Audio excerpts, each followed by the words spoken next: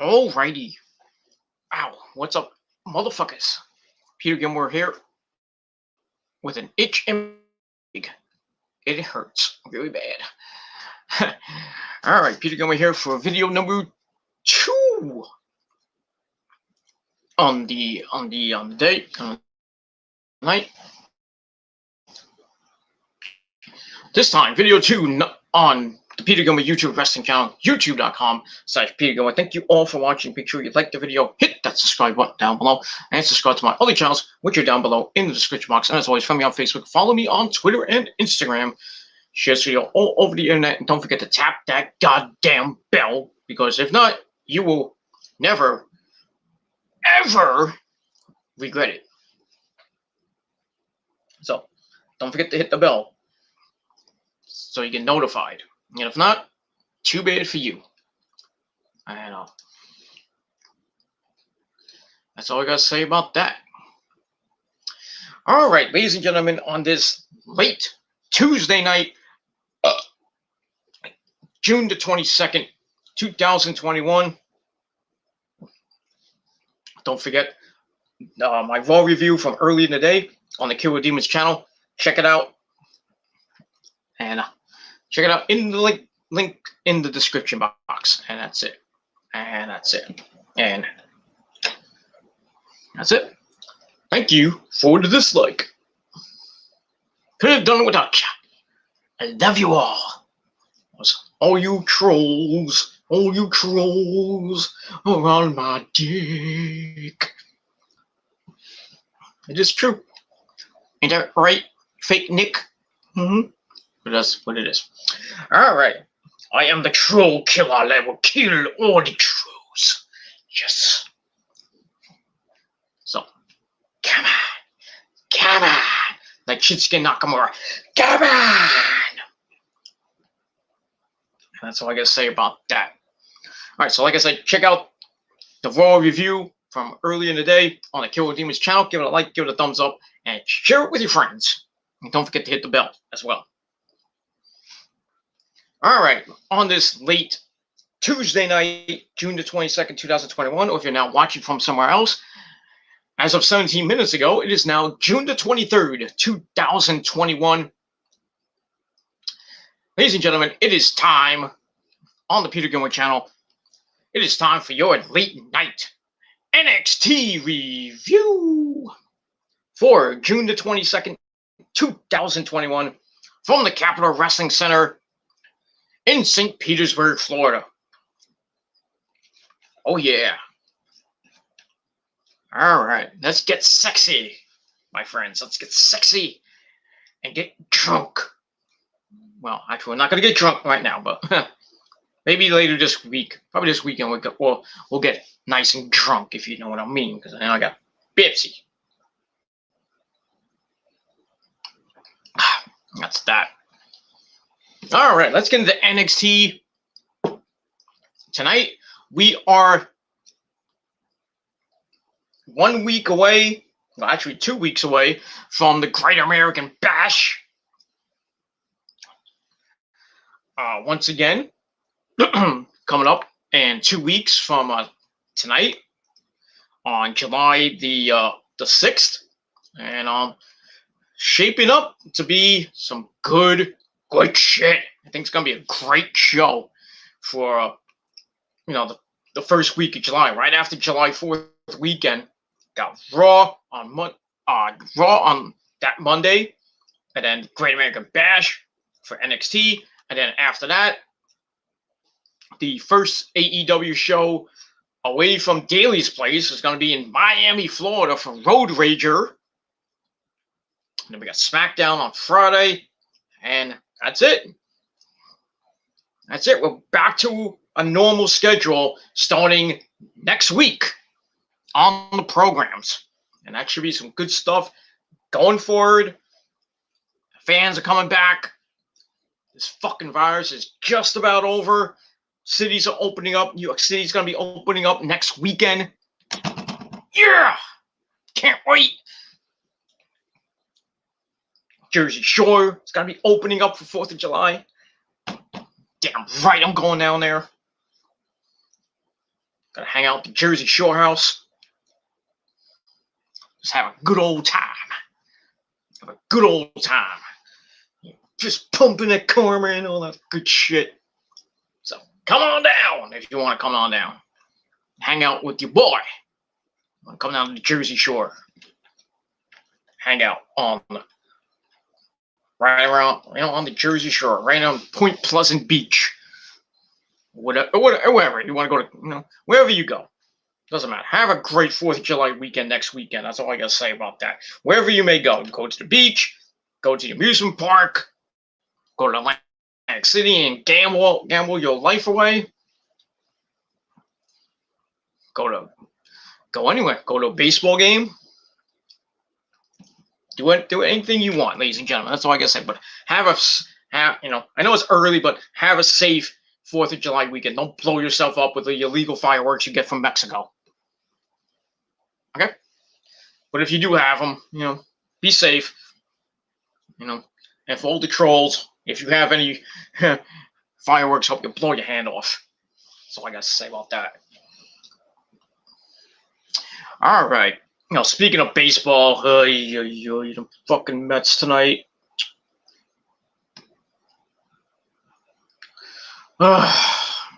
Mets lost 3-0 tonight. Lost another guy, Marcus Stroman. Pitched a pretty good first inning. He came out for the second inning, and he was pitching, and then he kind of tweaked. Something wasn't wrong. Something didn't look right, and James McCann and then the trainer and then Luis Rojas go out, and I'm like, oh no, not another freaking guy and like freaking injury. God damn it. No. So, and the replay show, he threw a pitch, and then he kind of like jumped a little bit. So I thought it was his leg. I was like, great. But then so they checked him out, and like James McCann's like, I don't know, he didn't look good. So him, the trainer, and Luis Rojas told Stroman to sit down. Took him out after an inning, and now we find out that he has hip tightness or something with his hip. I'm like, great. So Stroman's gonna be out for 10 days. Well, retroactive to tonight, so he's not coming back till the 4th of July weekend, unless they give him like a rehab assignment. So at this point, Stroman might come back maybe before the All-Star break, or after the All-Star break. Maybe they'll give him more rest. That's a fucking cursed, man. I don't know, man. Had that, doing so good with the bench mob. Everybody's getting hurt, and then the guys on the bench are helping out. DeGrom is just, carrying it on his back and out, and he had his share of injuries. And guy has a .5 ERA. So that's it, man. All the Mets got right now is the GOAT, DeGrom, and we're at a bad game on Sunday, I believe.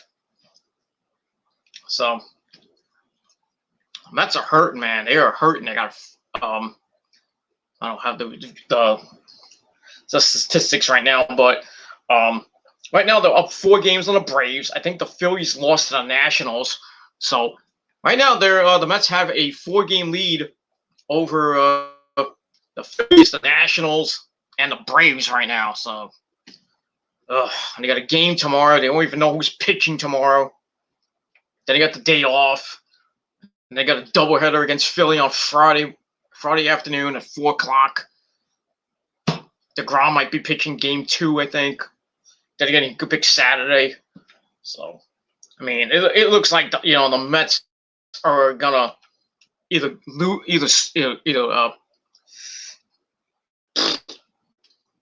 Mets are gonna either split this series with the Braves, or lose 3 or 4 to the Braves, And then you got the Phillies coming in.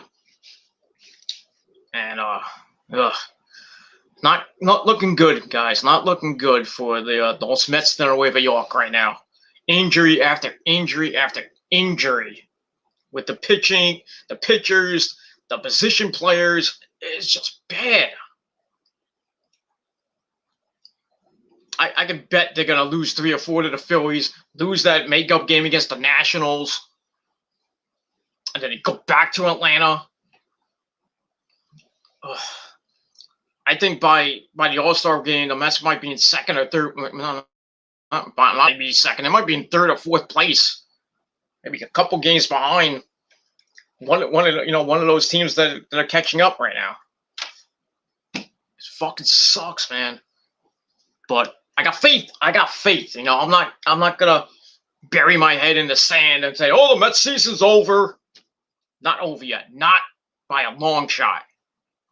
Still got the GOAT, Walker. Even though I had his bad game, he'll right the ship, come out strong next game. Peterson's starting to right the ship a little bit, so hopefully his next start will be another good one. Now, who do you replace? How can you replace Stroman? Who do you replace? Stroman going down. Ducheese's out for the year plus with Tommy John surgery, so you need a 5th starter. And at this point, it might be Jared Eichhoff. We're a pretty good game in game 2, and then, then the bullpen screwed it up, as usual. Oh, god damn, man. So, Uncle Steve Cohen, get your ass on the phone help. Okay? Make a trade. The trade deadline's coming up. Make something on it. You can do anything you want.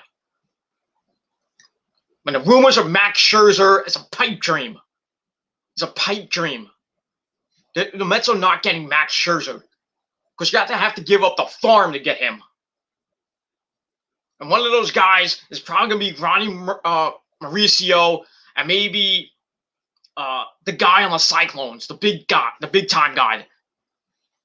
I think what was his name? I can't even think of his name. Freddie Alvarez, I think his name is. I forget. But he plays for the Cyclones. Number one guy. I don't think the number one guy, but a good Met prospect. And he got hurt tonight. Took a foul ball.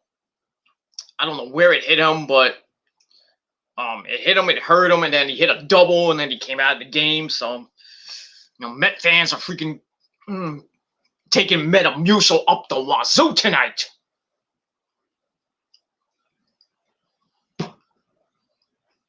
And Alonso wasn't even in the game. He didn't start. I don't know if he pinch hit. They had David Peterson pinch hit. Then they had Eichhoff pinch hit. I don't know why. I mean, you don't have much bench players because everybody's getting hurt.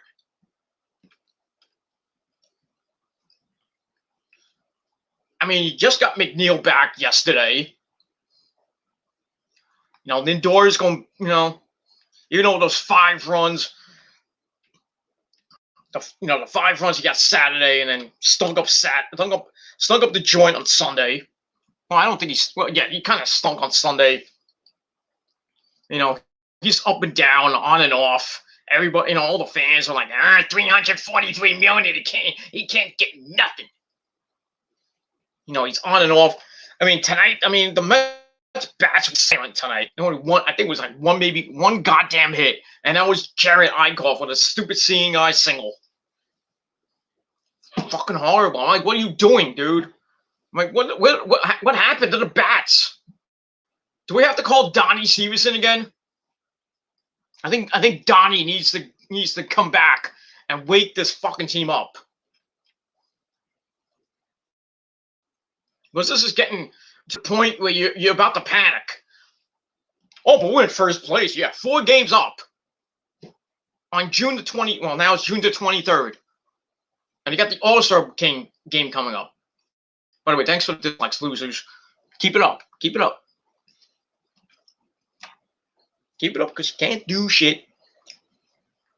Come at me, bro. Yeah, but it's just it's frustrating. It's frustrating right now being a Met fan. Not getting much runs. Even though they got 4 runs on Monday, the first game, and then nothing in the second game, nothing tonight. I mean, the lineup was like garbage tonight. I mean, no Alonso. Villar is out with his leg. I think he's going back on the injured list. I mean, they got so many guys on the injured list right now. It's not even funny. Familia, freaking Zellman on the injured list now. Conforto, thankfully, is coming back tomorrow. That might bump up, might give the offense a kick, hopefully. But he's gonna play right field tomorrow. I don't know what's gonna happen with McKinney. I think he'll stay because they need people.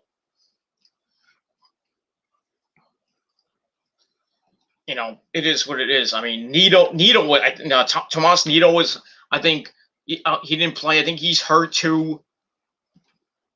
I mean, everybody on that team is fucking getting hurt. It's like the conditioning. I don't know. I mean, I don't know if it's not the. I don't think it's the trainer or anything like that who stretches them out every freaking game, or they have a really bad conditioning or something like that. I don't know. We'll have to see tomorrow night. Who even pitches tomorrow night? What the line? Hopefully the lineup's better tomorrow. Now that we got McNeil back, Lindor hopefully can wake up. But we're starting to get slowly but surely. We're getting guys that were injured. They're coming back. Hopefully we get Nimmo back by the All-Star break. Give us some more speed and everything. J.D. Davis, I don't even know if he's going to be a Met by then. Who knows? When these guys come back, what are you going to do? You got Almora Jr., who's playing center now. Because usually Kevin Pillar plays there, or Nimmo when Nimmo's hurt.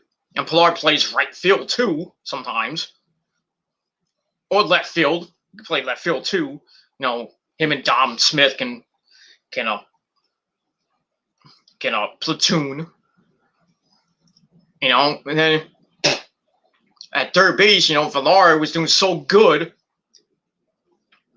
making some great plays and everything. Now you got Luis Guillaume, the supposed magician, playing third. What are you going to do when these guys come back? Who goes down? McKinney was doing pretty decent. So now that Conforto's back, I would keep McKinney on the bench. But like I said, what else? Who else do you put down? We gotta have a bench. What are we gonna do? You're gonna put Kevin Pillar down? I wouldn't think so. I don't think so. I would put him at third, or put him in the outfield. Like I said, platoon. And when Villar gets better, hopefully we'll get healthy again. You put him at third. You forget J.D. Davis. Trade him. Get him out. He's a great player, but like I said, the Mets right now, they need pitching because Syndergaard's not coming back till September. Thought that's gonna maybe help the team. We'll see. Carrasco, maybe after the All-Star break, so that might help a little bit. You put him as maybe a number 4 or 5 guy. Unless they trade for somebody, trade for a bat, or trade for a pitcher, or maybe some bullpen help, because right now they need bullpen help, and they have to call up guys from the minors who are like, like the guy tonight, Yenzi Diaz, came up from the minors, gave up a 3-1 home run tonight. Got out of a big jam in the second inning.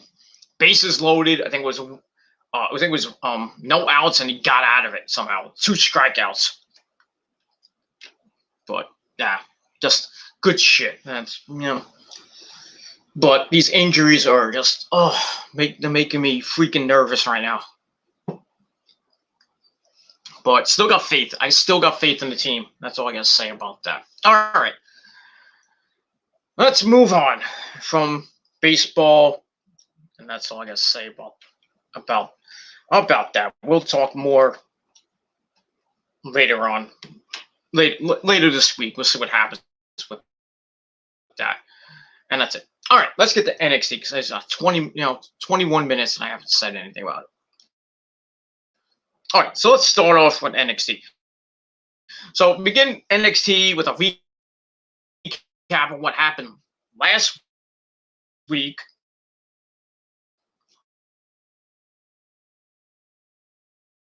Where we saw you step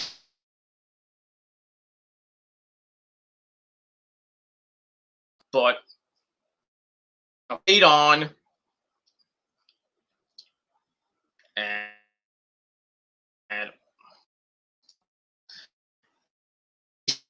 and then he brought in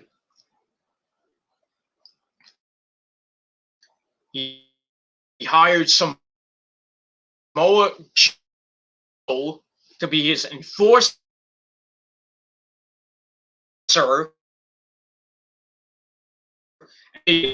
night last week,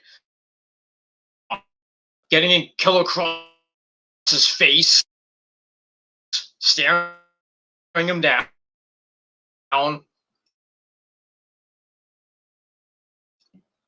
They had got pushed by Adam Cole, so then he choked Adam Cole out. Then he had a thing with Gargano and Austin Theory in Regal's office, telling Austin, them to get out. And then Pete Dunne comes in. They have a stare down. Then at the shake hands, and Samoa Joe is like, one of many. That's it. So we'll see what's going to happen tonight with Samoa Joe. I'm going to get to that in a little bit. But first, also on the show, we get a little preview of Adam Cole, baby, opposed to Ham Pick. Also in the main event, Kushida on Kyle O'Reilly, and it's a big time match, not for the cruiserweight title, but one-on-one straight up, and that's it. So let's get it going. So we start off the show. We go inside the Capitol Wrestling Center with the fans kicking ass. As always, that's great. And that's that. We start off with the music of our good friend, the man who bangs Dr. Britt Baker, DMD, baby. You know who he is, ladies and gentlemen. His name is Adam Cole, baby. Oh, yeah. And it's great music. So he comes out and he does what he calls it. It's story time with Adam Cole, baby. No, everybody cuts a promo, talks about, his match coming up at the Great American Bash with Kyle O'Reilly. So match number 2. See if they can top their match they had at Stand and Deliver when they beat the crap out of each other in an unsanctioned match. But this is straight up one-on-one at the Great American Bash. So he talks about that. Then he talks about Samoa Joe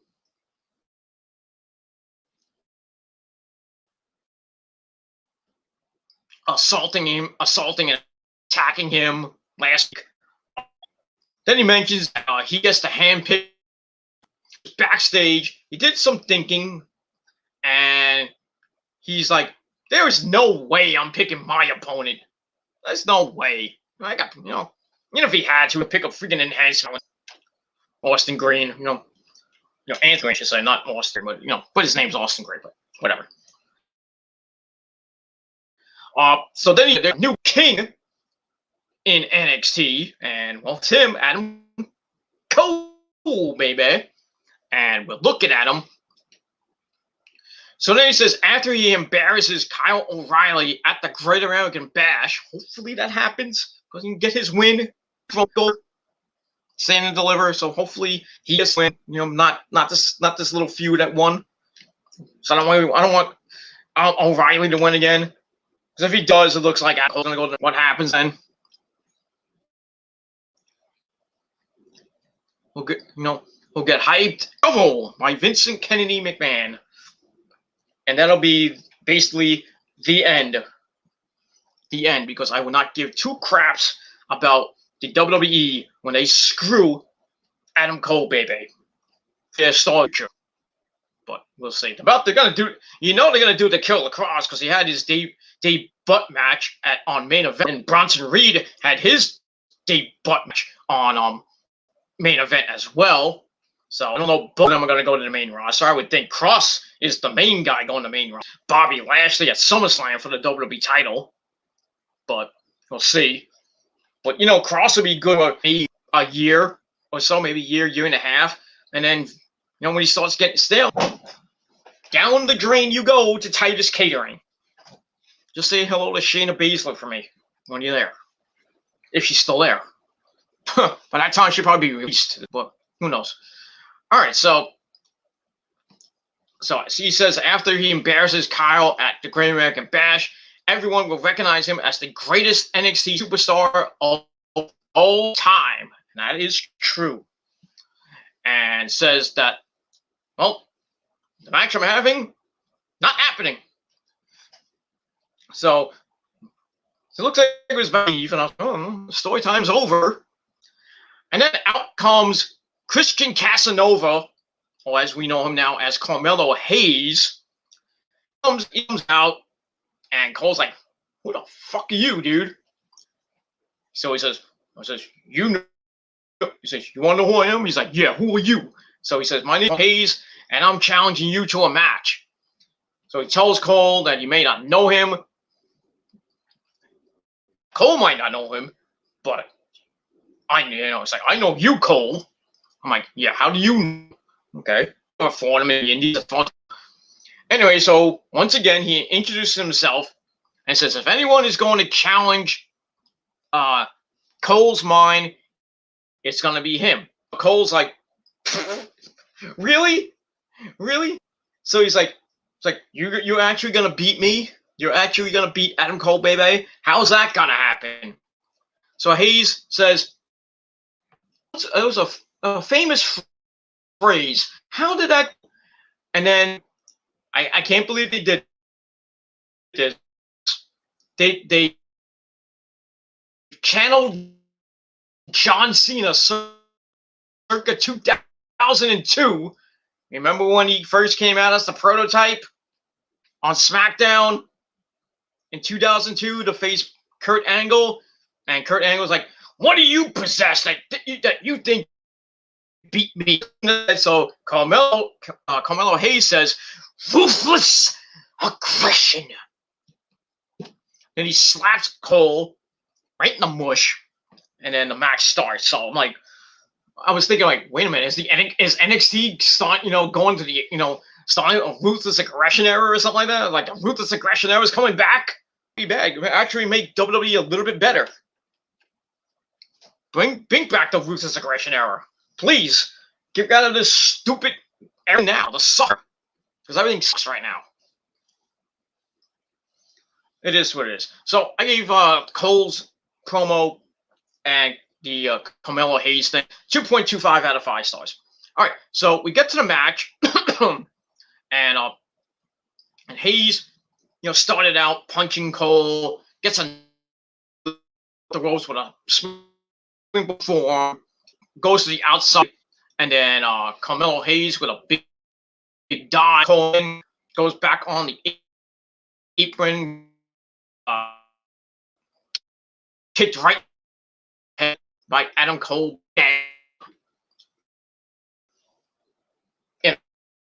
on the outside.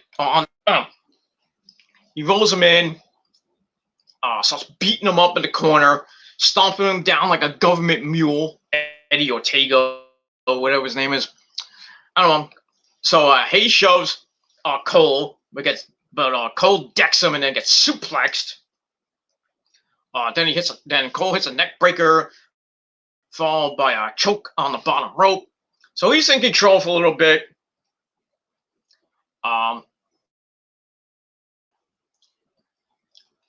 Cole goes for a kick. Hayes blocked it.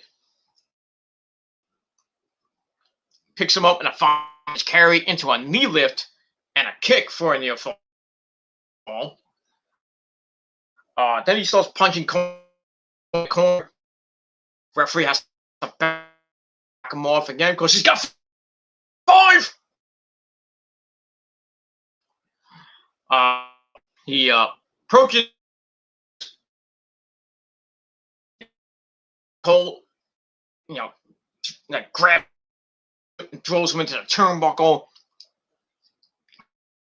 Goes for a charge, charges right into a big boot, but then he pushes Hayes off the top to the outside. Ow. Then he sends Hayes into the barricade and then the plexiglass as we go to picture-in-picture. We see Cole go in and out of the ring. So it's beating up Hayes, throwing him into the barricade of times. And then Cole was just whipping his behind, basically for most of the picture-in-picture. Hits collateral damage. Fireman carry into a neck breaker, gets the knee, collateral damage. So we hit that. We come from the break. Cole's still in control with a modified chin lock. Hayes gets to his feet, starts hitting Cole on the gut. Comes off the ropes into an elbow by Cole. Hayes goes head first to the turnbuckle, then gets thrown into the other corner. Cole starts talking some smack, sends Hayes to the outside. Referee's counting him out, but Hayes gets in at 7. Then he's in the corner. Cole talks some more crap. So then they go back and forth. In the corner, it's whipped, cartwheels over Cole's back, and then starts making a comeback. And hit a couple moves. He counters Adam Cole suplex with a Gilmore cutter for a near fall. Then they go back at it. Cole he's back his chop on Cole against the ropes. It's a series, and we got a bunch of counters. Hayes with a fireman's carry, countered by Cole into a backstabber for a near fall. Cole's angry. He is pissed.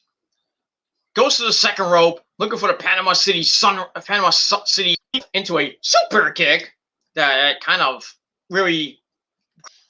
Hayes then goes off the rope, springboards, and Cole with a super kick. Then he goes to the second rope, comes off, bam! Panama City Sunrise, 1, 2, 3.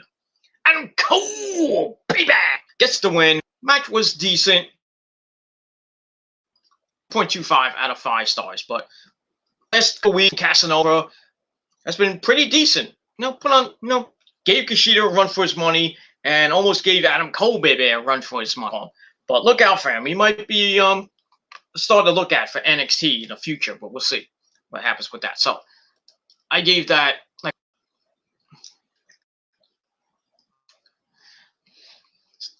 I gave that. What did I give that? I get 2.25 out of 5 stars, and that's that. And you, sir, can go to hell. Bye-bye.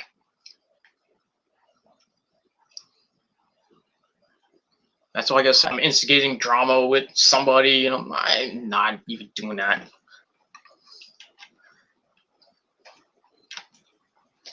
I'm not even involved in that crap. I mean, it's none of my business. I mean, really. Is it my business that, I hate to mention them, but is it my business that Charlie, Hangman Charlie and Dark Horse are going at it? Is it my business? No, I don't need to be in it. I don't care. It's their business. And then you got, other people, fighting other people. I'm not in it. I don't care. It's not my place. So I'm staying out of it. I really don't care. And you think I'm instigating? I'm not. So, like I said, give me proof. I'm not instigating anything. I'm just telling facts sometimes. Okay? If people are shit starters, I'm going to, say you're a shit starter. That's it. I'm not instigating anything. I'm just telling you what it is. You're a shit starter. Shit starter, drama whore. That's it. Nothing wrong with that. It's just facts. You don't like it? Well, that's too bad.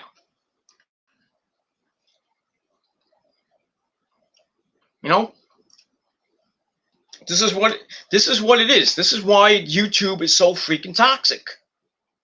That's why everybody's starting to leave. To go to Rumble, to go to other video sharing sites where there's less restrictions and less trolls. Because YouTube is basically TrollTube now. There is no YWC. People still think, there is a YWC. There is none. The community is full of fucking trolls and freaking shitstars and clout chasers. It is what it is. I don't chase clout. I don't need to. I just do what I do best, and that's just do my videos. I don't need to chase clout or anything like that. If you don't like it, like I said, get the fuck out. There is no YWC. It's dead. The YWC is dead. I'll keep saying it. It is dead. It's been dead since 2012 when you know who showed us you know what. And then it just progressed every year from 2012. 9 years straight now has progressively gotten worse and worse and worse and worse. This petty bullshit. And then when people ask, guys like me, or other people, will there ever be peace in the YWC? I'm like, fuck no. Because, like I said, there is no YWC. It's dead. There's no community. The IWC, there is no IWC either. It's basically full bunch of marks. Bunch of marks, bunch of trolls that, clout chasing. It is what it is. Saying people like my good buddy Chase is clout chasing and instigating drama. Lies. It is what it is, but like I said, it's not my place, so let them handle that. I'm just handling my business and I'm just doing my videos. I could care less. I got other things to do. Like, make the money that you wish you had. And just enjoy my life. I don't need to deal with stupidity on a worthless fucking website like YouTube is. It is what it is. And like I mentioned on my Raw review about getting age restricted on my videos, not once, not twice, but 8 times, and not in a row, but 8 times, and each time I appealed it. Goodbye. And I don't know. It's probably trolls. I mean, it is what it is.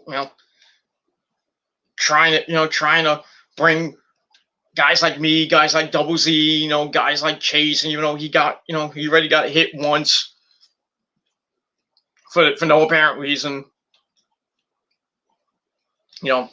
my good buddy fan of YouTube's now getting, you know, getting trolled. I mean, for what? Because they're friends with me, you have to stalk my friends? Go fuck yourself.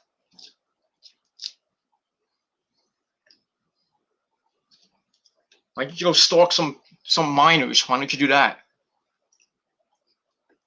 Go do something else with your life. That's all I gotta say about that. It is what it is. I'm done with that shit. I don't care. But anyway, now I guess got thrown off track. But it is what it is. So Adam Cole, going back to NXT. Adam Cole, baby, gets the win with the Panama City Sunrise on Carmelo Hayes. And picks up the win, gets back on track. That's pretty nice. And like I said, 2.25 out of 5 stars for that. All right. Let's move on from that. A video, segment from earlier in the day. We have Taya Valkyrie. I will not call Monet because that is the stupidest name they gave her. Almost as worse as Dewdrop. Okay, Taya Valkyrie. She's hanging out with a little dog. Cute little doggy. You want a milk bone? So Taya Valkyrie is with Jesse Kamea, basically talking about their match coming up later tonight. And then Robbie E, he comes in wearing a ridiculous freaking getup. Where he got that from. But he says he's been looking for them everywhere. So yes, like starts, kind of not really with him. I walks him a little bit. So then good luck, everybody. She high fives Jesse Kamea. Then she high fives Aaliyah. And then, Robert Stone kind of gets a little too close to Presley, her dog. And Presley's like, and then Robert Stone's like, bullshit. Don't get close. Go bite. So, just saying. Just saying. Cute little poochie. Cute little pommy pom. Cute Pomeranian. Cute. My mom has 2 Pomeranians. So, one of them's sick. Sucks, man. Celebrated his birthday last month, and now he's really good. We're not doing so good. It sucks. I love that dog too, man. But people, don't. They don't live forever. Like, even like people, but like they be part of your family, and then when they go, you lose a part of your family. It sucks. I should know. I lost my cat Cookie a couple years ago. It sucks, man. It really does. I can't. As we all know, Zuzu. I don't know what's going on with where is that cat? There he is. There she is. Hanging out underneath the table. So yeah, so Zuzu's kind of, it is what it is, but do what we can. We gotta spend as much time with our pets as possible. It's like hanging out with your grandparents. You gotta spend much time as you can because you never know when the good man upstairs calls. So it's like I say when I do my rest in peace videos. Take each day as it comes, because could be your last. But hopefully, guys like me, we got a long road ahead. Long road, hopefully. But we'll see. Never know. You never know. I have family, that's old, and might not have much time with them, but gonna try to make every moment count. And you should too. That's all I gotta say about that. Alright, I got mushy. I'm sorry. You don't like it, kiss my butt. right, so we got that. So I gave that Frankie, the Taya Valkyrie thing, with the dogs almost bit in the face on the hand. I gave that. To see Taya Valkyrie in her world premiere encore match. So she's going to be in action coming up later. Some enhancement talent. And I think Jesse, Kamea, and Alura are going to be in action starting. That's that. Speaking of EO, we go to the Stark. She asked her why she came to EO's defense last week. She was paying EO back, but she was surprised by how EO wanted to team with her, to take on Jessie Kamea and Aaliyah. So she's kind of surprised about, like, I didn't know she was going to team with me. Okay. And then EO comes in, looking cute as always, third wife. And she says, Zoe, I like you. So she leaves, and it's always like,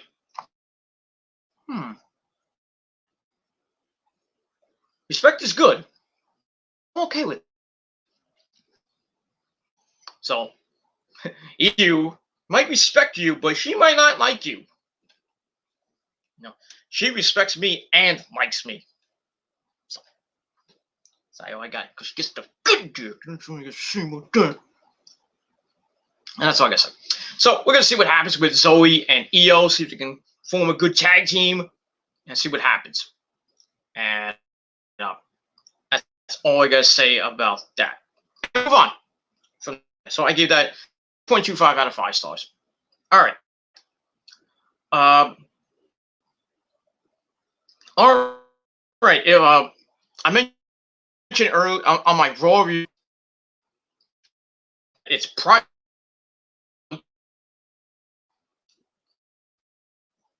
So,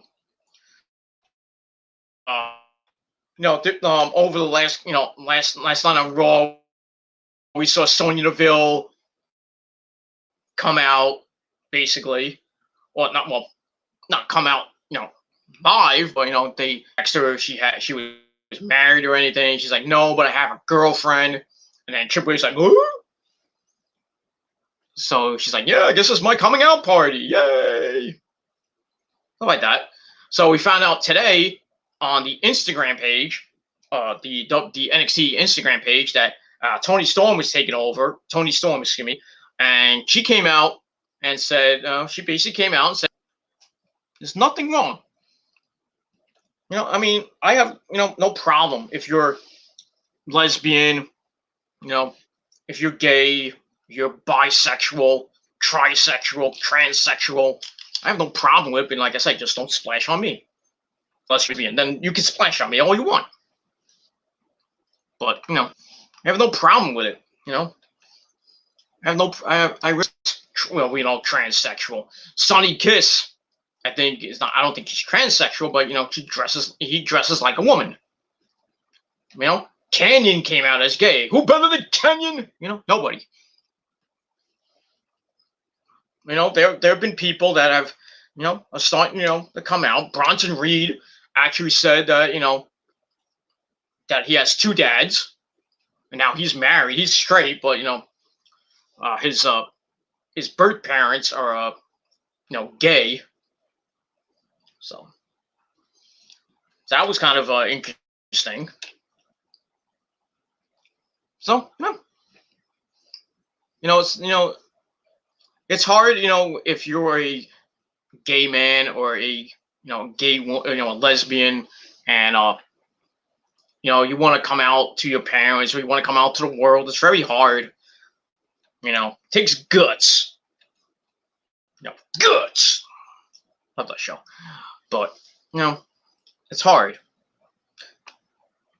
But, I applaud the people that do come out as gay, lesbian, bisexual, transsexual, pansexual, whatever. I have no problem with the LGBTQ Q&A, whatever it is. No problem with that. You know, I have friends that are, in that community. I let them be whoever they be. Whoever you want to be, go ahead. God still loves you. But, they're just people that just don't like them. They just don't give two craps about the LGBTQRA, whatever. I just don't understand why they get all the hate. I just don't. Not defending them, but, I have no problem with that community. No, but it's what it is. That's all I gotta say about that. Yeah, but so we saw Sonya Deville and her video coming out as a lesbian, and now Toni Storm coming out as bisexual, and I think Caleb Braxton also came out as bisexual too. But that was like a month or so ago. I forget, but it is what it is, and that's pretty much all I got to say about that. All right, that's it. And I keep seeing the 1 and 0 going back and forth. It is what it is. Jealous little men, not even men, jealous little wieners that have these small ones. Small little wieners with no balls. It is what it is. You can't take it. You can't dish it out. And then that's it. All right. We go back to. All right. So we go to commercial. We come back where we hear the music of The Way. I don't know how they do the hands thing. We see Johnny Wrestling, Johnny Gargano, and his little buddy, his buddy Austin Theory. They go to a cut-off T-shirt. I think says The Way. I don't even know what it looked like. Anyway, they get in the ring. Johnny gets on the mic. Says it's exciting times right now. There's new management, which means they need a new NXT champion, a new face of the brand. It doesn't need to be big and angry, leather jacketed doom guy. So kind of took a shot at Killer Cross. He says they need the handsome, hard-working, headband wearing, respectable family man that held the NXT championship for 57 days, and that is himself, Johnny Gargano. So he says when he held the belt is when the brand thrived, and it was paradise. I don't think it was that much, but anyway. And then he said he proved that Killer Cross isn't at his level at bigger last every time they were in the ring together. Then he says that everyone knows that he can out-wrestle Cross on his worst. So I was like, oh boy, I could smell Killer Cross's music about to hit. But instead of his music hitting, we hear the music of the Bruiserweight. Pete fucking Dunne comes out with his buddy Oney Lorcan. So they get in the ring. Dunne asks if Gargano is mad. Are you mad? Saying you must be mad because if you think you're number one contender over me, that's. He tells Austin Theory to shut up. And Theory, tries to get in his face, and then Gargano's like, chill, dude, chill. Because he knows Dunne is trying to provoke him. He says they're under new management, and they say they are law-abiding citizens, and we're not gonna any shenanigans or anything. He's like, put the mic down, and we're gonna leave. So he puts the mic down, they leave, and then he leaves the ring, and then Austin Theory, being a dick as he is, starts talking smack to Pete fucking Dunne, saying that I'm watching you, and he puts his fingers right in place. And you know what happens with Pete Dunne? Grabbed the finger, broke his fingers. Ugh. Ugh, I hate when that happens. Ugh, nasty. He must have learned that from Marty Skrull. But when I see him on finger, it's just like just makes me cringe. Ugh. So that happened, and then Austin Theory's like, oh my hand. Looks like we're gonna get a tag team match player coming out of that, and we do later on. So I gave that 2.25 out of 5 stars for that, and we move on.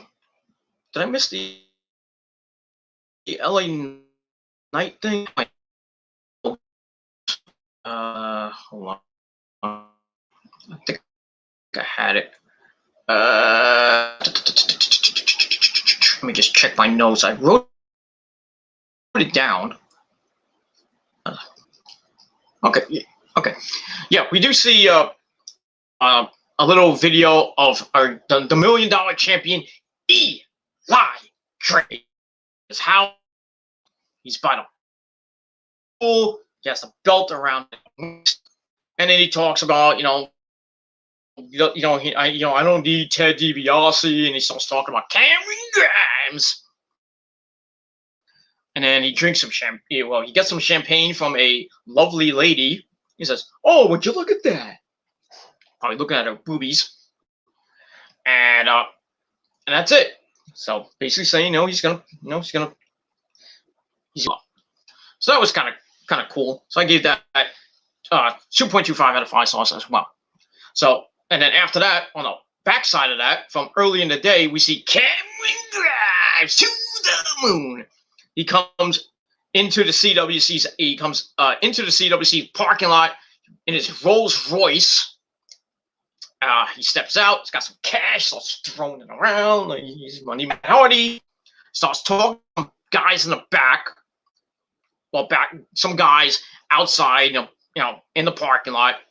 He says Ted's doing okay. And one of these guys who had like multicolored hair. I don't even know who he was. I think a guy on 205 Live says Cameron came from the nursing home.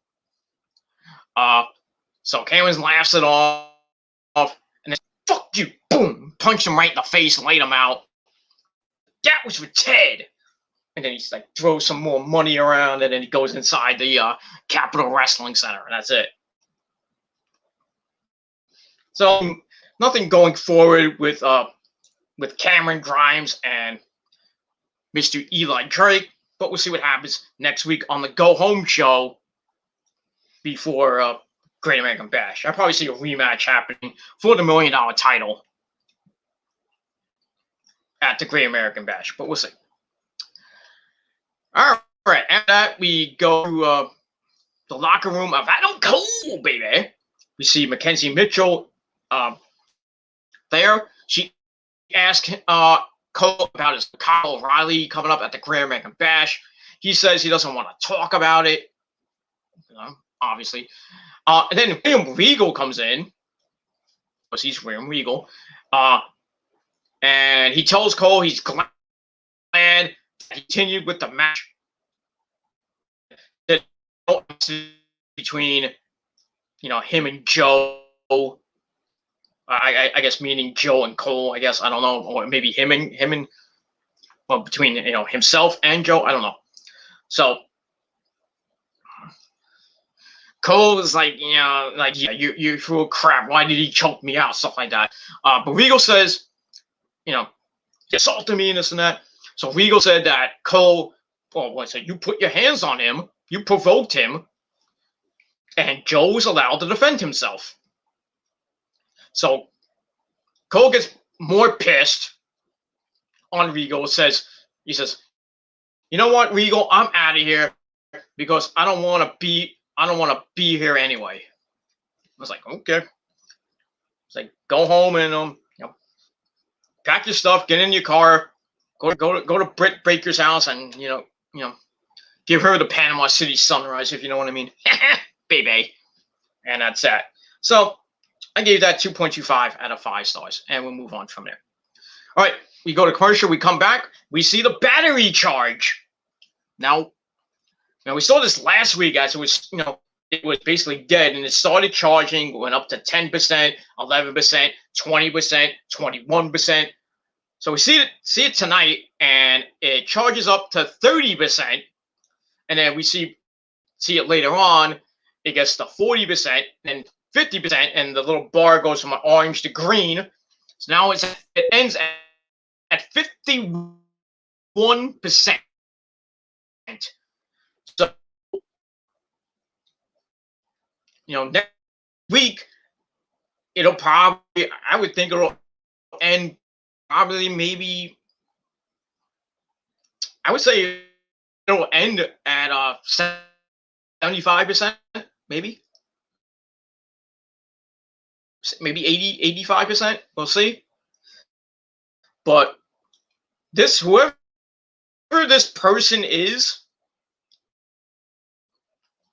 it could be a returning superstar. It could be a big debut. It could be a huge superstar coming back or debuting. I don't know. At this point, I don't even know. The NXT Evolve show is coming out, even though he said that was the Diamond Mine liar. And I believe it could be the Evolve show, but I think it's going to be a returning or a debut or something, like a debut of some sort. But we'll see what happens with that. All right. After that, we go to Johnny Gargano and Theory. They're backstage. They go to William Regal's office. They knock on the door. Nice people. Regal tells them to come in. They start talking about Austin's broken fingers. And Johnny says there must be some consequences. Or a pencil. And Regal agrees about consequences. So he says that Johnny and Austin will face Pete fucking Dunne, and Oney Lorcan in a tag team match, player. So then Johnny's like, I'm sorry. And that's it. Off they go to get ready for the match. It's all right. So I gave that 2.25 out of 5 stars as well. I think you're getting the theme here, pretty much. But we'll see what happens with that. All right, we move on. All right, then we get to Aaliyah and Jessica Maya with Robert Stone at ringside taking on Zoe Stark and Io Shirai. It was all right. Nothing great. Kind of went back and forth. They were going back and forth, and we get near the end. Jessica Maya manages to kick Io, tags out to Aaliyah, who hits a Northern Light suplex for a near fall. Tags back out to Jessica Maya. They hit a double soup. They go for a double soup. Io flips out of it. Gets the hot tag to Zoe Stark, who cleans house. And then she tags back Io. She goes top, hits that beautiful top rope moonsault. 1, 2, 3. Io and Zoe Stark pick up the win. Match gave, same thing. 2.25 out of 5 stars. That was it.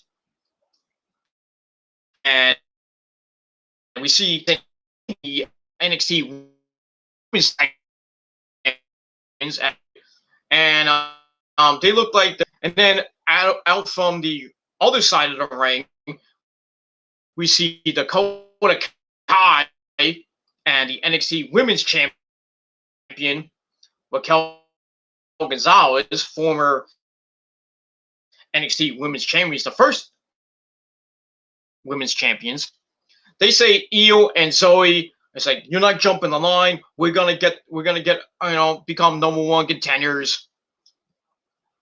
So then their side of the ring, and Io and Zoe are surrounded, Shield style. But then out come Ember Moon and Shotzi Blackheart, the second NXT Women's Tag Team Champions, the former champs.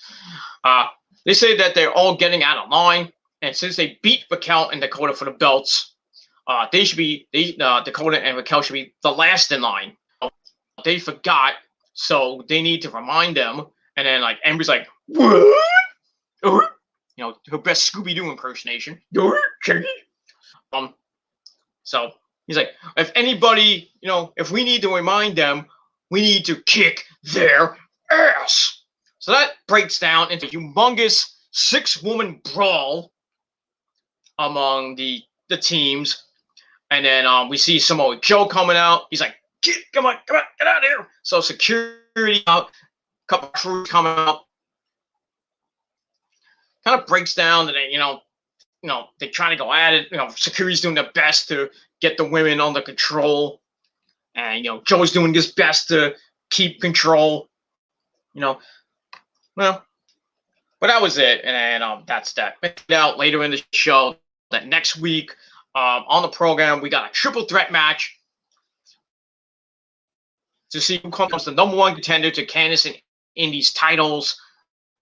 It is going to be Ember and Shotzi taking on Dakota and Raquel, taking on Io and Zoe. We'll see who wins that.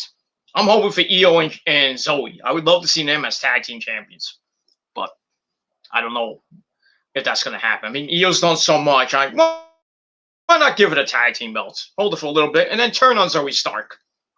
Turn heel. Go back to what you were when you started NXT. Before you turned face and won the NXT title. But that's what it is. So we got that. All right, so I gave that big bro 2.25 out of 5 stars. All right, we got a quick vignette on Kushida, the Cruiserweight champ, just to hype up the main event between him and Kyle O'Reilly. And then we go to break. We come back. All those scenes have been restored by Samoa Joe. We look back at the match between Ciampa, Timothy Thatcher, and their Tornado tag team match with the grizzled young veterans, and how Ciampa and Thatcher won that match, getting the win via double submission. So 2 weeks from tonight, at the Great American Bash, it'll be MSK defending the belts against the number one contenders, Ciampa. So that should be a pretty match. And next week we got a face-to-face confrontation between the two teams. So what happens with that? It's gonna be a great match. I don't know. This might be his test today, but I'm gonna go with them to win. But never know. All right, then we go to the back. We see Austin Theory and Johnny Gargano to get dressed. Austin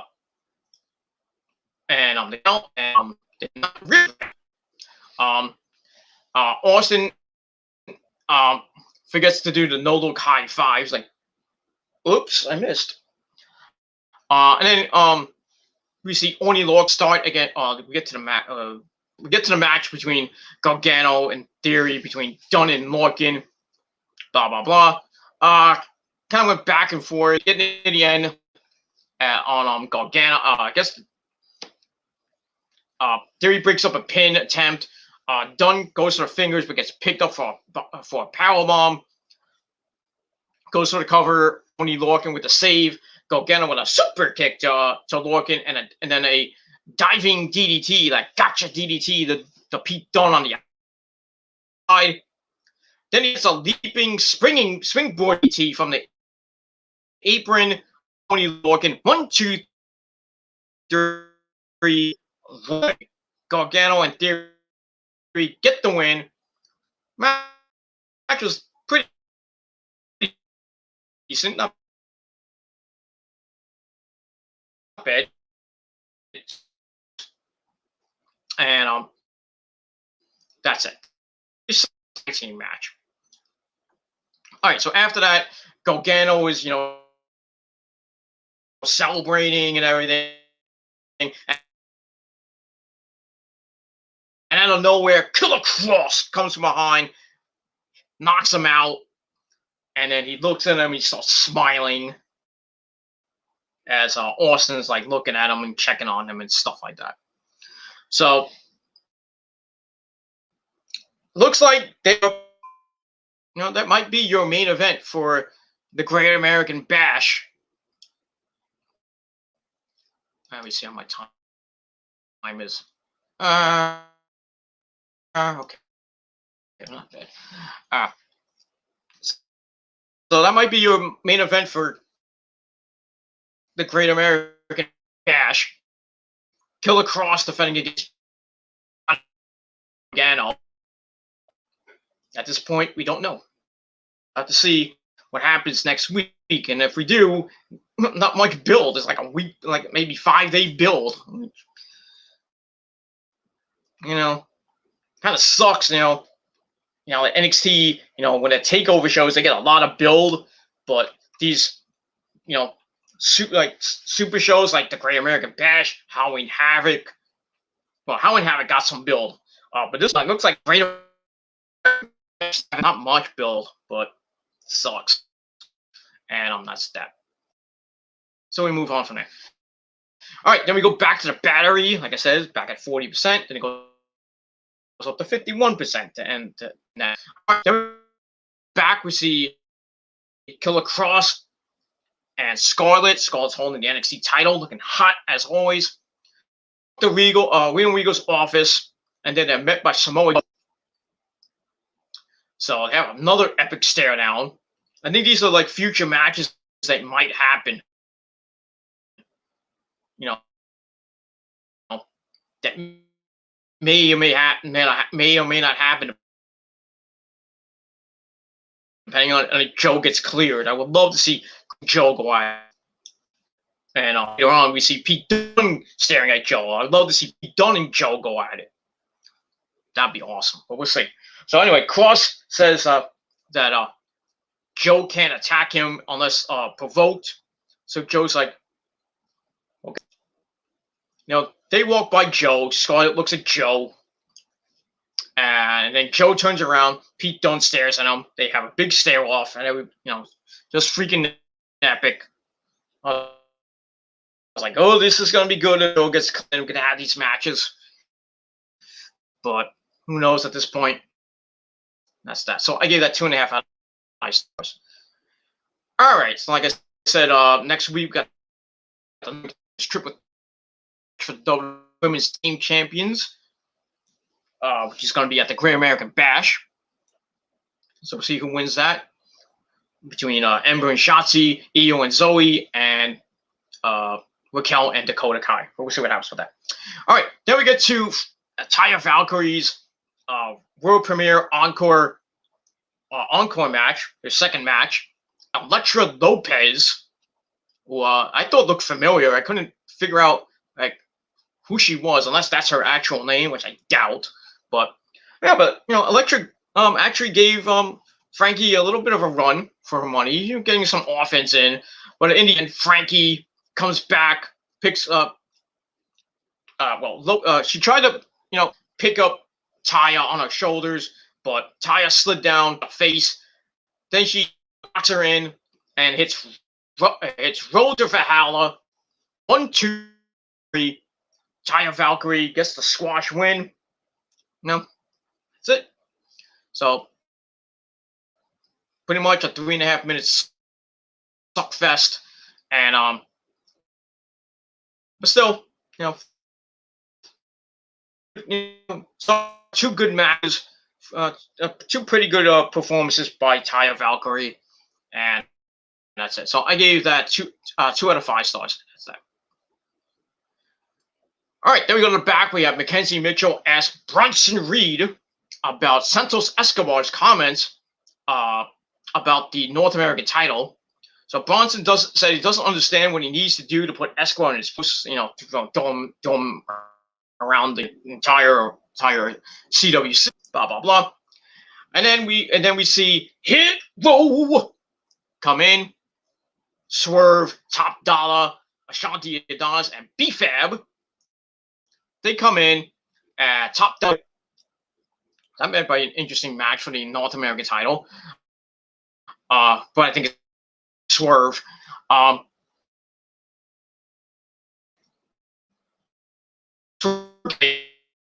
He looks in the he looks in the camera and says that Everrise rules are gonna get a lesson coming up next, and that's that.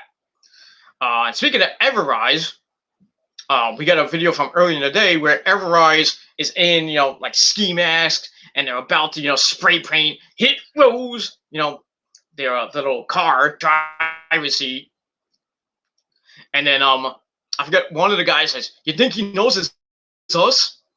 So Top Dollar goes, "Ski mask won't work when your name's on your shirt." So like, oh crap, and they start leaving. So that that was that. So I gave that 2 out of 5 stars. Then we get to everybody's rules. Parker and against Honest and Top Dollar, AJ Francis, and everybody's got a little bit of offense. Blah blah blah. He tries to hit a dive on the Top Dollar system and throws him right into the barricade. Dumb. And then he grabs Martel, slams him in the corner, and then he tags in Ashanti the Adonis. He hits Long Kiss Goodnight, and then Top Dollar picks him up. They hit a neck breaker, a power. 1, 2, 3, hit, roll, get the win. And that's pretty much it. 2.5 minutes suck fest that I gave 2 out of 5 stars. Afterwards, Hit Row beat on Everrise, and they did a little bit of posing, stupid crap, doing this by Swerve. So we get that. So what happens? So looks like Hit Row is about to get some gold around their waists. Swerve is probably gonna go for the North American title. Maybe win it from Bronson Reed. Bronson's only defended it once. And that was in that winner take all match against Legado and Fantasma. They won with with him. He won with MSK. So this is gonna be his second defense, and I don't think he's gonna lose it unless like I said, he debuted on main event. Unless he's gonna lose the belt and debut maybe on Raw. After that, so it is. I don't know if it's gonna happen, but and then as far as the tag, Ashanti or either MSK or Ciampa, and MSK and become the team champions, and all the gold will be in. As far as B Fab goes, she'll just be there to be fabulous. So I don't think she's gonna wrestle, and if she does, maybe give her the NXT Women's title, but I don't think that's gonna happen anytime soon. But we'll see. All right, then we go to the back once again. Mackenzie is in the back with Mercedes Martinez. She tells her that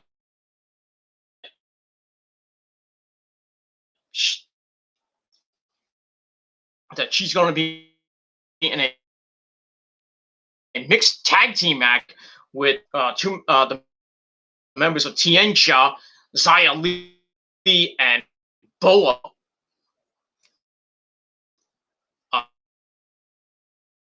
I assume that Mei Ying will be somewhere, somewhere haunting Mercedes Martinez and everything. So anyway, Lady says that she doesn't make friends well, but she's willing to go to war alone, with or without a partner. And then from behind, Xia Li comes in, attacks her, and then Boa starts, like screaming at her. And then Jake Atlas comes in and knocks Boa out, and basically saves the day to help Mercedes get up. And he's like, "I'm glad to fight," So that match is going to happen next week. Xia Li and Boa in a mixed tag team match against Jake Atlas and Mercedes Martinez. So it should be pretty decent. We'll see what happens about that. 0.25 out of 5 stars, and that's it. All right. After that, we get a vignette with Kyle O'Reilly hyping up the main event, and that's that. Like I said, the battery, is shown again, goes up to 51%. Battery next keeps going up, kicking your mama's ass.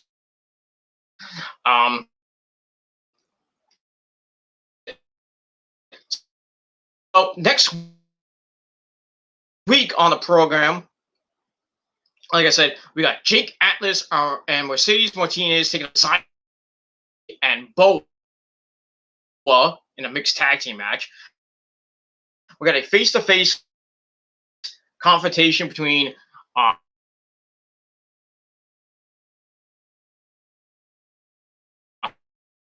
Tommaso Ciampa and Tommy Thatcher and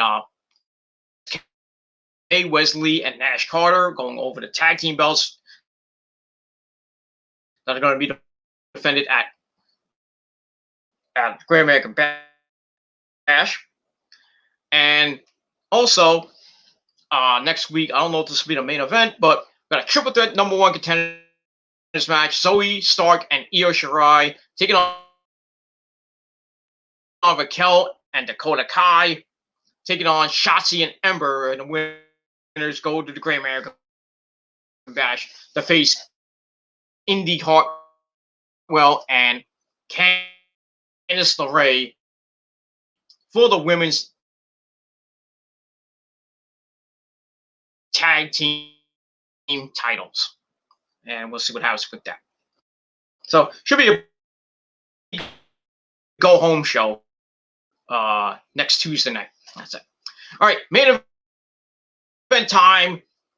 Kyle O'Reilly and Kushida. And this was great. This was a pretty good match. Kind of felt like their match at Field of Honor. I think it was Field of Honor 2, I think it was. I know they before. Pretty good match. Yeah. Lots of counter wrestling, triangle submissions by Kyle. Kushida trying to get in the hoverboard lock, doing some wrist manipulation. Kushida got board lock on. Somehow got out of it. As I'm trying to get my notes to load. All right, there we go. Come on, let's go. Where are you? Damn it. Yeah, I hate this freaking laptop. Not laptop, my computer. It goes on and off. My notes going up and down, kicking your mama's ass. But in the event, I'm just gonna black site. Good match, and Kyle wins after he rolls up Kushida after I think he got out of submission. He rolls up Kushida 1, 2, 3. So Kyle has a shocking victory over the Cruiserweight champion in a pretty good match. I gave 3.25 out of 5. Match was that. So after the match, they I think they did of honor.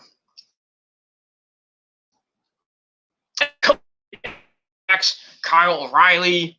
They start beating each other up on the floor. Then they go over the announce table. Decided to not him. Best Phoenix. So they start fighting, and then Joe and security have to come back out, and they try to pull him apart. They push him, into the area. They come in on the outside of the ring, and Kyle comes from over the other side, and they start going at it. So Joe and company, well, in the ring,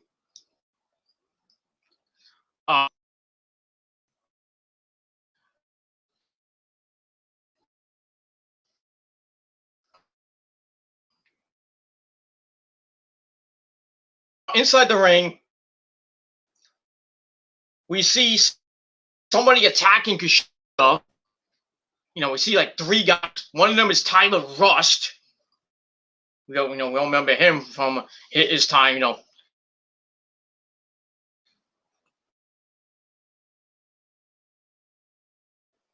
him being with Malcolm Bivens.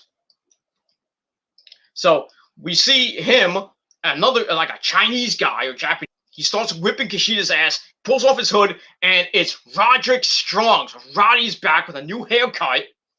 Kind of I'm like, damn, Biden went back to like circa 2005. Well, when he was in TNA for a little bit in Ring of Honor, when he had that little short haircut, move, laying him out, and this is Diamond Mine. This is the Diamond Mine that they've been hyping for. Like I said, JD thought it was the NXT Evolve show. I guess he was wrong. We get the debut of Diamond Mine. We were supposed to get the debut of Diamond Mine tonight. So that's it. Diamond Mine is Malcolm Bivens, and if you want to know who that Japanese, Chinese guy, Oriental guy is, Asian guy is, I'll have sushi later. Now, so yeah, the big guy is Hideki Suzuki. So haven't seen him before. So, or I don't know if he came from like NXT Japan or anything like that, or I don't know, but never saw this guy. Take out Kushida, and they all stand over him, and it looked like Malcolm Bivens had like a diamond title. Let's see, the diamond title. Feels like an E-Fed or like an indie, like Pro Wrestling Magic. You never know. And Hunter, and if this actually becomes a title, being like a NXT title, you got the women's title, you got the women's tag team belts, you got the men's tag team belts, you got the $1 million title, and now you add a 6th belt, which could be this diamond title. But I don't know if it's like it might or might not be a title at all. But I think it's in mind. So, but I would not be surprised that they make it a title. But not that anybody holds it right now. But if they did, call it the diamond title. But what else is new? What else is new? We need more titles in wrestling, right? We don't need any more titles. EW having trios, tag team belts. Who knows if that's going to happen? Women's tag team belts. EW's got the roster that can do that. So, more titles in wrestling. That's great. All the time. Like WWE. Like they have no stars for their titles. So, hopefully AEW doesn't, copy, WWE. Right now they do. So, they're good right now. So, that's what it is. All right. So, that's it for NXT. Thank you all for watching the video. And like down below, all you trolls, you know what to do. Keep writing it. Hope you like the taste of my semen. And that's it. So keep it up. That's all I gotta say about that. That's it. So rating for NXT wasn't that great tonight, like last week was. So I gave it 6.5 out of 10 stars. But let me know what you guys book, Twitter or Instagram. If you have any questions, if you want to talk about, playing or whatever you want. And that's it. And for that, I apologize to this person. And his name is Edwin Perea. Edwin, guys, for not recognizing you earlier in the chat. I apologize. So don't shoot me or anything. Don't hate on me. If you're new to the channel, and you ask a decent question, I'll shout you out, and you're gonna get blocked. And if you don't like getting blocked, then too bad. All right. So Edwin Perea. So Edwin Pereira says, it's Roderick Strong's own faction, the Diamond Mine, is going to be very similar to the Undisputed Era? That's a good question. As far as I know, it could be. I mean, they have Roddy, they have Hideki, three guys. We don't Malcolm Bivens, could be just their manager. He doesn't have to be really the fourth guy. This battery thing might be part of this the Diamond Mine thing. I don't think it will, but and then maybe later this year you can't really. So they could be. I don't think they're going to be like the Undisputed Era, because the Undisputed Era was 3 years, and in August is their fourth. Where it's going to be the 4 years since the Undisputed Era debuted in June for a while. Now that Roddy's a heel, Adam Cole's a heel, and only faces you got is Kyle O'Reilly and Bobby Fish, and Bobby Fish still got a little thing with Oney Lorcan. Bobby Fish and Kyle back together as Red Dragon. Cole turns back into a face. Not a great, Cole's a better as a face in Ring of Honor. And then he met up with, him and Kyle became a tag team. Kyle turned on Adam Cole back in 2013, I believe. And then they had the World 2013 freaking match of the year. Man, I mean, you haven't seen that match. This match in Ring of Honor at the Hammerstein Ballroom. I mean, it was great. It was great. I was there. I was right by her, because I'm a sexy guy. I'm Mr. VIP. It is what it is. And even who was there too. Yeah, but that match was great. I mean, freaking Kyle knocked Adam Cole baby's front teeth out, and he starts kicking him, and then he starts kicking him in the chest. And then Cole's like, ah! And then you see all the blood just spurting out. It was like, ugh! It was nasty, and the fans were going nuts. And then Adam Cole beat Kyle with the figure 4 leg lock. And then that was it, man. That night made Adam Cole a star. He was a big time babyface. That was the night he became a big star. Everybody started loving Adam Cole. No, that's not when I started loving Adam Cole. I started liking him when he started in CCW, when he was the junior heavyweight champion, when he had the lovely Mia Yim as his manager / girlfriend. I just remember Keith Lee, Adam Cole hit it first. Oh, absolutely. And then Prince Nana, my good friend Prince Nana, picked her to be Princess Mia in the embassy. So, Nana picked the winner there back in like 2009 up until 2012, I think 2013. I think that was the last time we saw Mia Yim in Ring of Honor. That was the last time we actually saw women in Ring of Honor. Maybe we didn't see that many women in Ring of Honor after that, up until now. Up until maybe a couple years ago.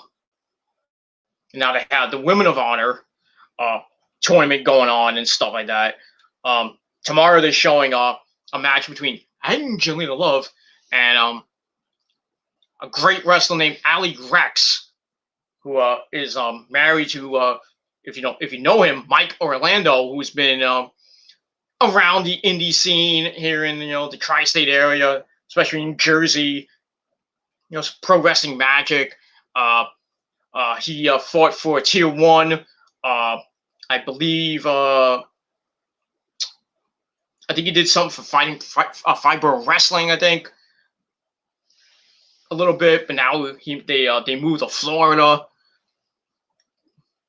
And now he owns a gym or something like that.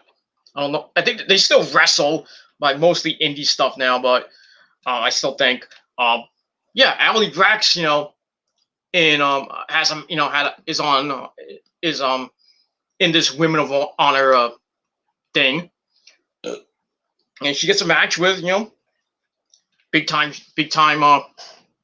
star named Angelina Love. I think it'll be a great match tomorrow. Gonna be on YouTube. You know, YouTube exclusive tomorrow. Angelina Love and Ali Rex should be a pretty decent match. I still think Angelina Love is going to win, but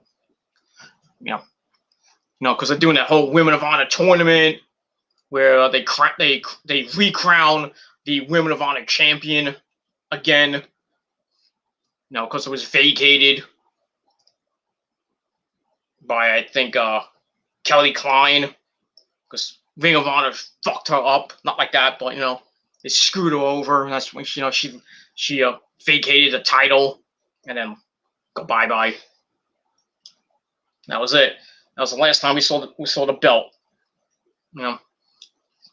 First time we saw it, Sumi Sakai won the tournament. She held it for a while, then Kelly Klein won it. She held it for a long time, and then Kelly Klein lost it to Angelina Love. They went back and forth with the belt, and then Kelly, that's it. That was it. Kelly Klein was I believe the last Women of Honor champion, and now they're having another tournament that's now run by the lovely Maria Kanellis. Giving out golden tickets to these women. Some pretty women that I've never heard of, mostly like up and coming women. Like we saw Quinn McKay face Angelina Love, almost beat Angelina Love. It wasn't for Mandy Leon. So I think she got a golden ticket for the tournament. There's a couple other wrestlers got golden tickets. I think Alice Gracia got one. I don't remember. But yeah, there's some up and coming women in this tournament, like in the Ali Rex, and others that we'll see what happens with them. If Ring of Honor signs them, we actually have a women's division again. Not that really, Ring of Honor didn't really have a women's division. They did have women's of honor matches back in the day,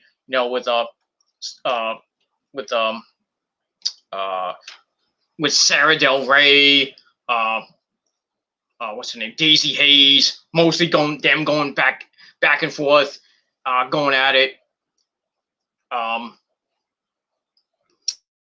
Who else? Forget who else was in that division besides Sarah Del Rey and Daisy Hayes. There was just them, Mia Yim, Serena Deeb, I think was in there a little bit. I think Awesome Kong, but I'm not sure on that. I have to watch the old tapes, because I got a lot of tapes, from back in the day, from Ring of Honor back in the day. It was good stuff. Just haven't bought any new stuff from Ring of Honor, in a while. Just haven't been to a Ring of Honor show since Final Battle 2019. That was it. That's the last time I went to Ring of Honor.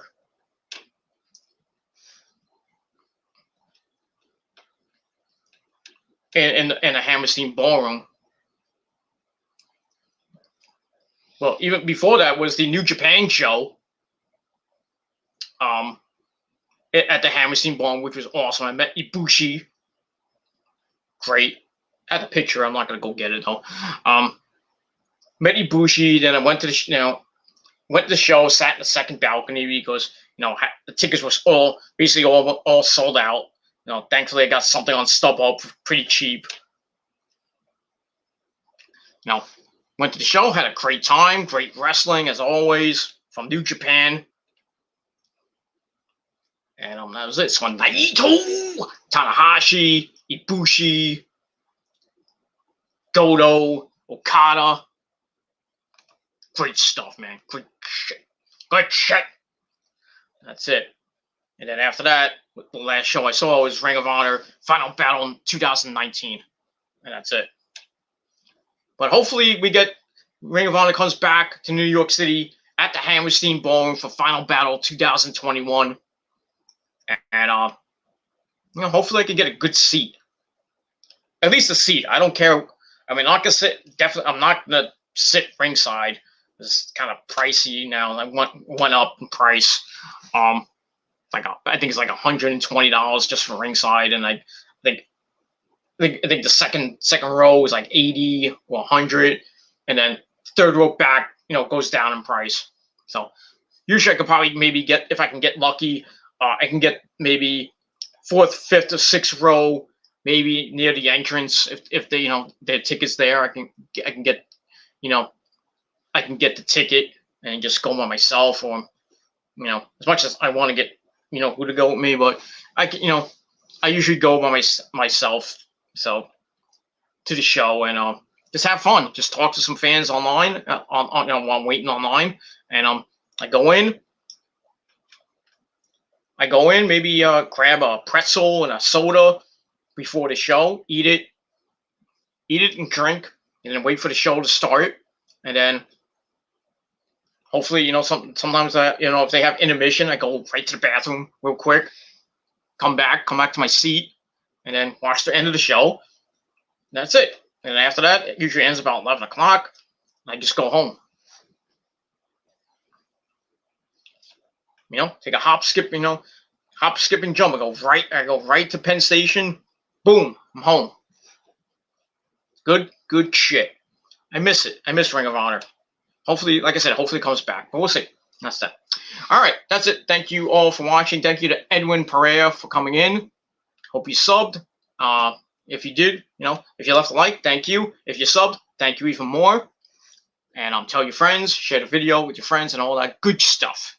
That's it. All right, everybody, thank you for watching.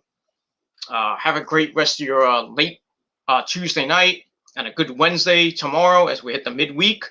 And that's it. Thank you all for watching. Check out my Raw review early in the day. Links in the description. Subscribe to my channels. You know what to do. Follow me on social media. And that's all I got to say about that. So thank you all for watching.